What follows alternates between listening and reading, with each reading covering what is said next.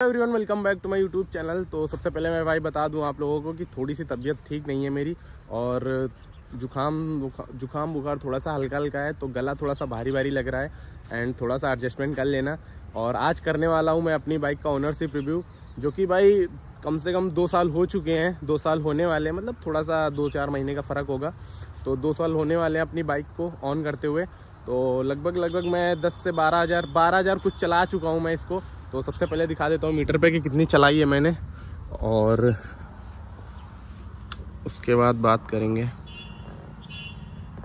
12,670 चला चुका हूँ, और 12,670 चलाने के बाद भाई अच्छा खासा एक एक्सपीरियंस हो जाता है एक ओनर को, चाहे कोई भी बाइक हो, चाहे कार हो, चाहे बाइक हो, चाहे साइकिल हो, भाई अच्छा खासा एक्सपीरियंस हो जाता है। तो वो सजेस्ट कर सकता है कि आप लोग R15 ले सकते हैं या नहीं ले सकते हैं, कोई भी बाइक हो। मतलब ओनरशिप रिव्यू की बात कर रहा हूँ, तो कोई भी बाइक में सजेशन दे सकता है। अगर वो 10 से 12,000 चला चुका है, रन कर चुका है, तो अच्छी खासी उसको नॉलेज हो जाती है। तो सबसे पहले मैं बता दूं आप लोगों को कि क्या क्या एडवांटेज है और क्या डिसएडवांटेज है। तो भाई सबसे पहले आप लोग ये देख लीजिए कि 2.5 लाख में आप लोगों को यामाहा कौन सा लुक दे रही है। देख सकते हैं आप लोग, 2.5 लाख में आपको ऐसा लुक कोई भी कंपनी अभी तक नहीं दे रही है। RC200 आती थी जो ओल्ड वाली थी, वो मुझे बहुत प्यारी लगती थी, और जो अभी नई वाली कर दी है तो भाई वो तो मुझे बिल्कुल भी घटिया लगती है। और किस लिए किया है, छपरी के नाम से किया है, फिर कैसे किया है वो तो वही जाने भाई। पता नहीं कौन सा नशा करके इंजीनियर बैठा था भाई जो उसको डिज़ाइन किया था, तो मुझे वो बिल्कुल भी पसंद नहीं है। वरना मैं अब तक RC390 ले चुका होता, ओल्ड वाली अगर होती तो। मुझे वो वाली बहुत पसंद थी, और RC200 में रख भी चुका हूँ ओल्ड वाली। गला भाई ख़राब है बोलने में दिक्कत आ रही है, तो थोड़ा सा एडजस्टमेंट कर लेना। आगे बात करें कि 200 सीसी में आपको कोई भी बाइक इसको टॉप एंड में टक्कर नहीं दे पाएगी 155 सीसी के इंजन के साथ। जैसा कि आप लोग देखते हैं टॉप एंड में बहुत ही अच्छा स्पीड निकाल के दे देती है ये। और भाई माइलेज तो पूछो ही मत, माइलेज आपको 30 से 35 का आराम से दे देगी अगर आप VVA टेक्नोलॉजी ऑन नहीं करने देते हैं तो।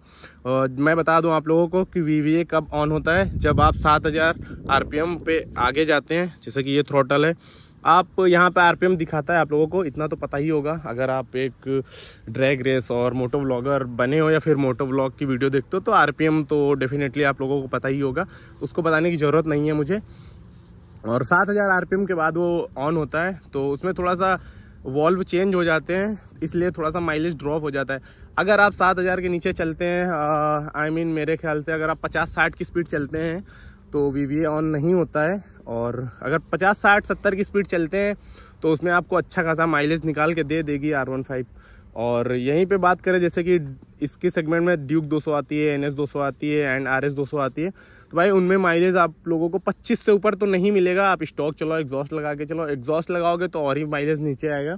और चाहे कितना भी आराम से चलाओ, आप सर्विस टाइम टू टाइम करवा लोगे, फिर भी आप लोगों को माइलेज 25 से ऊपर नहीं देखने को मिलेगा भाई। इस चीज़ की मैं गारंटी लेता हूँ, क्योंकि भाई इसके पहले मैं 2 बाइक और ऑन कर चुका हूँ। एक थी RC200 एंड दूसरी थी ड्यूक 390। तो माइलेज के बारे में मुझे अच्छे से पता है, और मेरे से अच्छे से कौन जान सकता है भाई। ये तीसरी बाइक है मेरी स्पोर्ट में।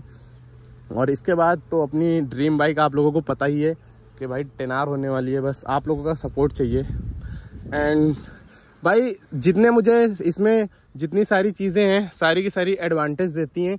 और बस एक चीज़ यामाहा वालों की बुरी लगी, जो कि देती है डिसएडवांटेज। तो वो मैं बता दूं आप लोगों को कि ये जो ग्रैब ये है, ये चीज़ तो भाई ये बहुत जल्दी टूट जाता है। ये पता नहीं कि इतना तकल्फ़ी क्यों है, ये बहुत ही जल्दी टूट जाता है। तो इस चीज़ में मुझे पहले पता था, तो मैंने क्या किया था, ग्रैब ग्रिल सबसे पहले लगवा लिया था। शोरूम से निकली नहीं और ग्रैब ग्रिल लगवा लिया मैंने। तो एक ही चीज़ का डिसएडवांटेज दिखता है। और अगर आप लोगों को पता ही होगा कि जिसके पास भाई R15 है या फिर R15 V3 है, कोई भी है V4 V3, तो ये चीज़ बहुत ही जल्दी टूट जाती है। तो इसके लिए मैंने प्रोटेक्शन पहले से कर लिया था, जो कि ये ग्रैब ग्रिल लगी है, तो अच्छा खासा लुक भी निकाल के दे देती है, कुछ घटिया सा नहीं लगता है। और बाकी बाइकों में अगर कुछ सपोर्टिंग के थ्रू लगाते हैं तो भाई थोड़ा सा लुक गंदा कर देती है, बट इसमें ऐसा नहीं है, इसमें लुक और इन्हेंस हो गया है। ये देख सकते हैं आप लोग, भाई भारी सी बल्कि लगती है कि पीछे से, हाँ देखो, ऐसा लगता है कि R1 खड़ी है ना कि R15।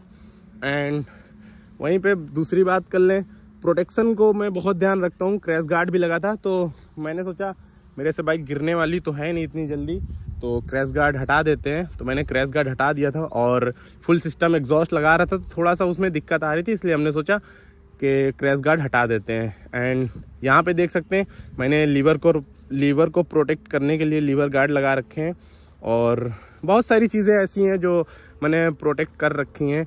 बट आप लोग भी ऐसा कर सकते हैं अगर आपके पास R15 V4 है तो। ग्रैब ग्रिल सबसे पहले लगा लेना, ये मैं सबसे पहले सजेस्ट करूंगा। और ये मेरे को पड़ी थी 800 के आसपास, ऑनलाइन मैंने मंगाया था।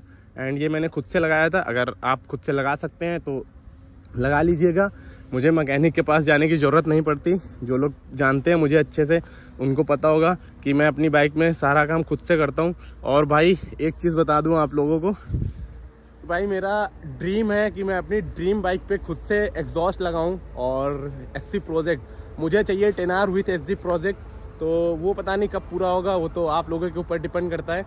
और मैंने सोचा है, एक एम रखा है जो कि 50,000 सब्सक्राइबर हैं। अगर 50,000 सब्सक्राइबर हो गए 2025 में तो मैं 10R परचेस कर लूँगा, चाहे जैसे करूँ।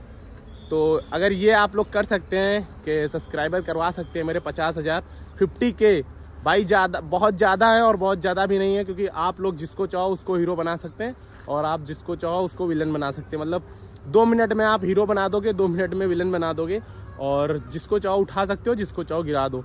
तो भाई आप लोगों से ही सपोर्ट मांग सकता हूँ मैं, और बाकी दूसरों से तो कुछ कह नहीं सकता, क्योंकि वो लोग इतना ध्यान नहीं देते हैं। और एक बाइकर ही समझ सकता है फीलिंग की, भाई हाँ, कि बाइक की फीलिंग क्या होती है।